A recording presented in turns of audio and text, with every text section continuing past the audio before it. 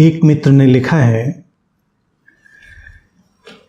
सत्य की खोज और सत्य की उपलब्धि निश्चित ही एक वरदान है, लेकिन अक्सर ऐसा देखा गया है कि लोग चलते तो ठीक दिशा में हैं, लेकिन ठीक दिशा तक जाते जाते वो अन्य किस्म के आकर्षण, चाहे वो धन का हो, सेक्स का हो और तरह तरह के जो प्रसिद्धि का हो, ऐसे आकर्षणों में उलझ जाते हैं और एक अच्छे गुरु, एक बुद्ध के पास पहुंचकर भी वहाँ वो इस तरह की सतही बातों में उलझ कर रह जाते हैं। ऐसे लोगों के लिए क्या मार्गदर्शन है?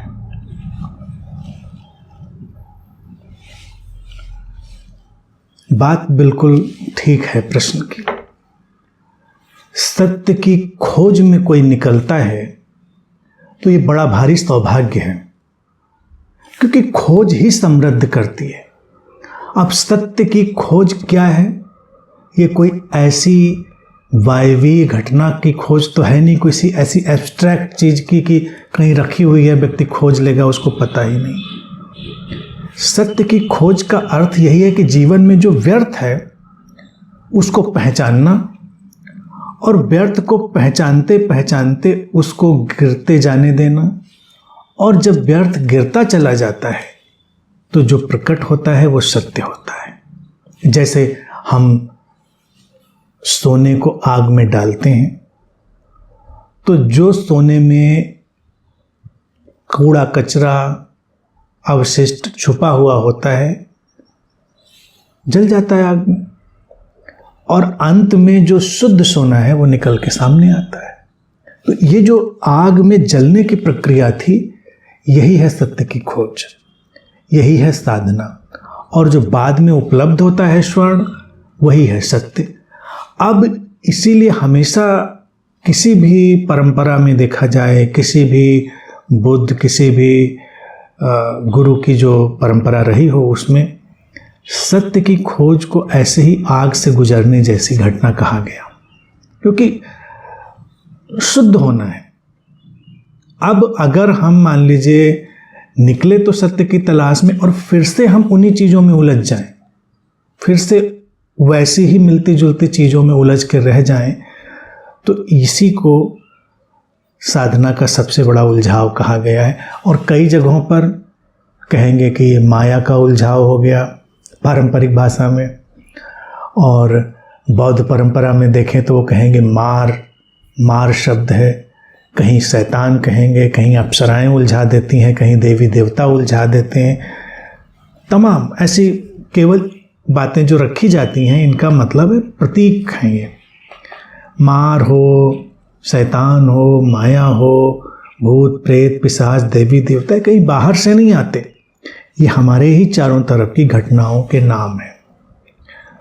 अब जैसे बुद्ध ने जो एक छोटी सी बात अपने आर्य सत्यों में कही, और अगर उसको कहा तो कभी हम सोचें कितनी महत्वपूर्ण बात होगी, इसलिए तो उसको कहा उन्होंने आर्य सत्य की तरह, सर्वम दुखम, संसार में सब दुख है,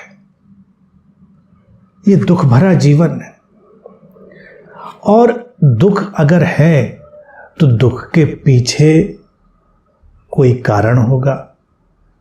कारण में मूलतः हमारी तृष्णा है, हमारी अतृप्त वासनाएं हैं, और हर कारण से जो परिणाम निकलेगा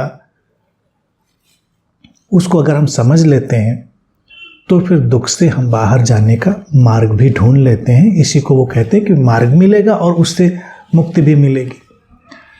अक्सर देखा गया जो प्रश्न में बात है कि किसी गुरु के पास कोई गया, कोई भी स्त्री हो पुरुष हो, गया वो साधना की तलाश में, सत्य की तलाश में, उसके जीवन में दुख था, वो दुख से मुक्ति के उपाय के लिए गया था और किसी चीज़ के लिए वो नहीं गया था। वो ढूंढ रहा था क्या? दुख मुक्ति का उपाय। अब दुख कहाँ से था? घर परिवार से था, संबंध ठीक नहीं थे, संबंधों में बिखराव था, या बिखराव नहीं भी था, संबंध अच्छे थे तो भी संबंधों में कोई ठहराव आ गया था, अच्छे होने के बावजूद भी कोई अधूरापन, अतृप्ति थी, क्योंकि वो तो स्वयं की उपलब्धि पर ही जाएगी किसी दूसरे के साथ तो जाएगी नहीं। धन का अभाव था या धन की अधिकता से उपजे हुए कष्ट थे। कष्ट देखिए, धन के साथ भी दोनों तरह से कष्ट आते हैं। कम हो तो भी कष्ट आते हैं, अधिक हो तो भी आते हैं। और वही संबंधों में संबंध खराब हो तो भी कष्ट है, और संबंध ठीक चल रहे हो तो भी व्यक्ति एक अलग किस्म के कष्ट का शिकार होता है। वो होती है बोरियत, बोर्डम, और कुछ और पाने की चाह। दूसरी तरफ घास ज़्यादा हरी है ऐसे विचारना, जिसको हम कहते हैं दूर के ढोल सुहावने। हमारे घर में भी बज रहे थे, अच्छे लग रहे थे, लेकिन फिर दूर कहीं सुना, हमको लगा वो ज़्यादा अच्छे बज रहे थे। तो ऐसी मनोवृत्तियाँ अच्छे संबंधों में भी आती हैं। काम वासना की तृप्ति नहीं है तो काम वासना को खोजा जाए, काम वासना की तृप्ति है तो इससे कुछ और बेहतर खोजा जाए। यानी कि ठहराव वहाँ कहीं नहीं है, और यही दुख है। अच्छे से अच्छे व्यक्ति को अगर तलाश कर देखो, थोड़ा उसको झकझोर कर देखो, तो उसके जीवन में कोई ना कोई दुख दिख जाएगा। अब कई लोगों को लगता है कि अच्छा ये व्यक्ति तो बहुत सुखी लग रहा है, या ये व्यक्ति बड़ा संपन्न और समृद्ध लग रहा है। उसके अपने दुख हैं, अपनी तरह के हैं, हम नहीं जानते। और यूँ देखा जाए तो हर व्यक्ति तो एक दूसरे पर प्रिटेंड कर रहा है कि मैं बड़ा सुखी हूँ।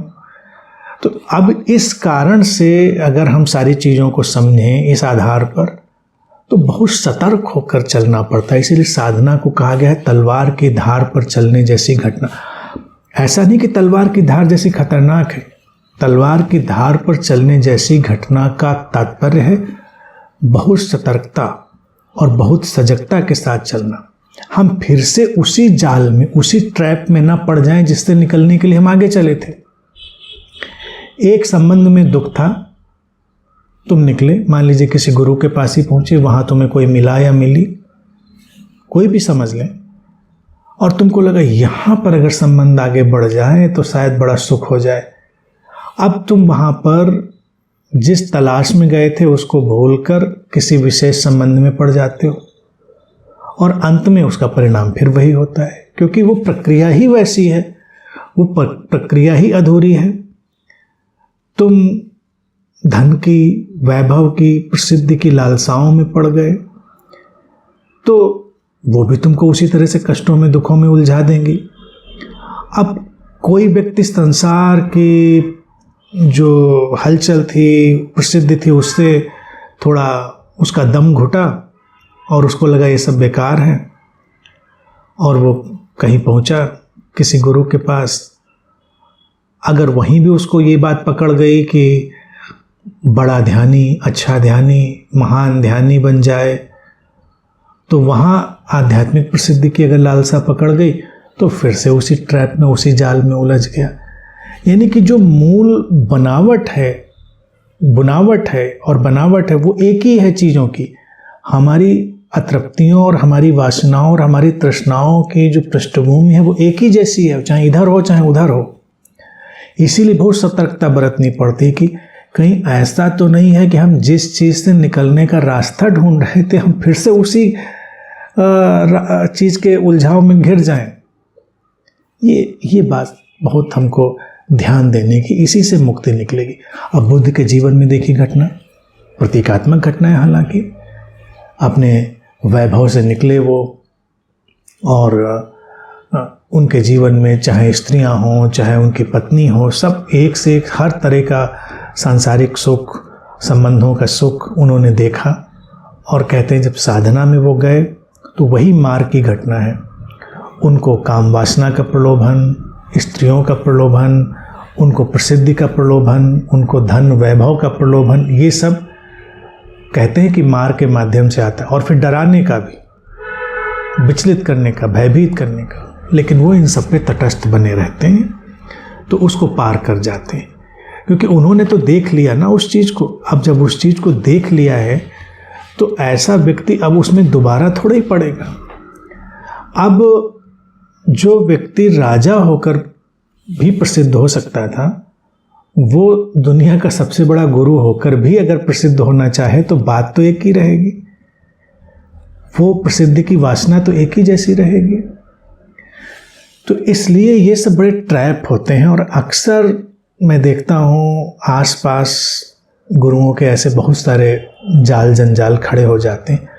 और अगर एक गुरु बहुत अच्छा है, बहुत ही ऊंचाई पर है, तो एक चीज़ और मान कर चलें, भारत में उसको भी बड़े प्रतीक की तरह दिखाया गया। कई बार लोग उसको एक कहानी की तरह या एक मनोरंजन की तरह ले लेते हैं, लेकिन मेरे हिसाब से बहुत बहुत सटीक प्रतीक चुना गया। भारत में हम शिव को, महादेव को देवाधिदेव कहते हैं, प्रतीक है, समझें। यानी कि ऐसी चेतना जो बिल्कुल परम ऊंचाई पर है, महादेव। और उनके आसपास हम दिखाते हैं सब कुछ है, देवी देवता भूत प्रेत पिशाच। इसीलिए जब कहते हैं शिव जी भी विवाह के लिए निकले, तो वो जो शंकर जी की बारात लोग कह देते हैं ना, अगर कहीं से बड़े विचित्र सी ऊट पटांग सी गैदरिंग हो तो हम कह देते हैं शंकर जी की बारात है भाई वो तो। यानी कि वहाँ सब कुछ है, देवी देवता हैं, भूत प्रेत पिशाच उपद्रवी शांत सब लोग हैं। अब ऐसा क्यों है? क्योंकि जब कोई इतनी ऊंचाई पर होगा तो उसके आसपास सारी विरोधाभासी चीज़ें इकट्ठी होंगी। वो इतना चुनाव कर भी नहीं रहा होगा, उसकी करुणा भी इतनी ऊंची होगी, उसका प्रेम भी इतना ऊंचा होगा, उसका स्वीकार भी इतना गहरा और समग्र होगा कि वो हटाएगा चुनेगा नहीं, सबका स्वागत होगा, सबको स्वीकार किया जाएगा। उसकी दृष्टि में कोई हीन नहीं होगा, कोई महान नहीं होगा, तो सब कुछ इकट्ठा हो जाएगा। जैसे मान लीजिए बहुत चूजी हो तो वो कहेगा कि नहीं नहीं ये रहेगा, इस चीज़ को किनारे कर दो। अब कोई बहुत चेतना की ऊंचाई पे है तो वो एक तरह से चुनाव रहित हो जाता है, तो उसके आसपास शंकर जी की बारात इकट्ठी हो जाती है। तो जो उच्च चेतना के गुरु होते हैं महादेव जैसे, उनके आसपास अक्सर शंकर जी की बारात होती है। अब कोई अगर आता है और वो सोचता है कि उसके आसपास बैठे हुए सारे लोग बुद्ध ही होंगे, सारे लोग उसके यहाँ जो बैठे हैं सब बिल्कुल पहुँचे हुए सिद्ध ही होंगे, तो ये गलतफहमी है। वहाँ सब कुछ होगा, वहाँ हर तरह की चीज़ें होंगी, हर तरह के लोग होंगे। और अगर आने वाला सीकर, आने वाला खोजी जरा सा भी चूका तो किसी भी जाल में उलझ जाएगा, क्योंकि सबके अपने अपने लोग, अपने अपने तृष्णा के जाल होंगे, सब अपने तृष्णा के जाल लेकर बैठे हुए हैं। तो इसलिए बहुत ही सतर्कता से चलने की ज़रूरत होती है। अगर हम किसी बुद्ध के पास जा रहे हैं तो हमारा फोकस उधर ही होना चाहिए, हमारा फोकस उसकी देशना पर ही होना चाहिए, हमारा फोकस उसके द्वारा बताए गए मार्ग पर चलने पर ही होना चाहिए। आसपास के लोग क्या कहते हैं, क्या करते हैं, क्या समझाते हैं, क्या नहीं, इस पे बहुत मतलब नहीं रखना चाहिए। क्योंकि अगर कोई बुद्ध अपनी बात कह रहा है तो जो वो कह रहा है वही वो कह रहा है, उसके आसपास के लोग जो कह रहे हैं वो वही कह रहे हैं। इसीलिए बुद्ध ने भी बहुत रोचक बात कही थी अपने भिक्षुओं से, शिष्यों से। उन्होंने कहा था कि जब तुम मेरे वचन कहना तो ऐसे मत कहना कि बुद्ध ने इनको कहा, तुम ऐसे कहना कि जैसा मैंने सुना, जैसा मैंने समझा कि ऐसा बुद्ध ने कहा। तो ये तुम्हारी बात होगी, ये हमारी बात नहीं होगी, ये इसको समझ के चलना चाहिए। तो अब क्या है ना कि शंकर जी की बारात में बहुत सारे लोग उलझ के रह जाते हैं, क्योंकि चलने वाले लोग भी पता नहीं किस मुकाम पर, किस कैटेगरी में, परिपक्वता के किस पड़ाव पर हैं। तो ये परिपक्वता अगर बीच में ही बाधित हो जाए तो खराब हो सकती है, व्यक्ति मार्ग से भटक सकता है, फिर धक्के खा के फिर वहीं पहुंचेगा। दुख से बाहर होने के लिए फिर उन्हीं दुखों का निर्माण करने वाले जालों का चुनाव नहीं करना है। ये सतर्कता बहुत बहुत अधिक अपने अंदर रखनी है। कोई फल जैसे अपने पकने की यात्रा पर है तो उसके पकने की प्रक्रिया है, वो धीरे धीरे फल पकेगा उस डाल में, या जैसे भी उसको पकना है। अब उसको पहले ही तोड़कर अलग अलग तरह से पकाने की कोशिश करी जाए तो खराब भी हो सकता है, विषाक्त भी हो सकता है। इसीलिए देखिए क्या होता है, जिन फलों को हम रसायनों के साथ, केमिकल के साथ पका देते हैं तो विषाक्त भी हो जाते हैं, और जो फल पेड़ों की शाख पे पकते हैं उनकी मधुरता, उनका जो ढंग है वो बिल्कुल अलग ही होता है। तो ये सब बड़ा प्रोसेस है, प्रक्रिया है। सीकर अगर सचमुच में अपने को सीकर समझता है तो उसको दिन प्रतिदिन पीछे लौटकर अपने जीवन का विश्लेषण कर लेना चाहिए। ज़्यादा नहीं तो रोज का ही देख ले कि आज हमने क्या किया, क्यों किया, किस लिए किया। जिस दुख से हम हटने की कोशिश कर रहे थे, दुख के उन्हीं जालों की तरफ तो हम नहीं बढ़ गए, हमने कहीं उन्हीं चीज़ों को तो फिर से जीवन में जगह नहीं दे दी। तो ये रोज़ जैसे हम स्नान करके शुद्ध होते हैं, ऐसे ही ये रोज़ अपने अंतरतम में स्नान की प्रक्रिया है। और जब धीरे धीरे हम उन सारी चीज़ों को हटाने लगते हैं और एक सोने की तरह आग से गुजरते हैं, तो एक दिन हमारे भीतर जो सत्य का शुद्ध सोना है, स्वर्ण है, वो प्रकट होता है। तो आसपास के बहुत सारे ऐसे प्रलोभनों से, वासनाओं से, तृष्णाओं से, उलझावों से बचना चाहिए, क्योंकि ये दुख का जगत उसी तरह के व्यवस्थाओं से समाप्त नहीं होगा। इसके लिए हमको उसके बाहर एक पूरी छलांग लेनी पड़ेगी। तो ये तभी होगा जब तलवार की धार पर चलने जैसी सतर्कता, अलर्टनेस, अवेयरनेस हम अपने अंदर रखेंगे और हम फिर बिना पलक झपकाए, बिना चूके हुए इस मार्ग पर चलने का प्रयास करेंगे।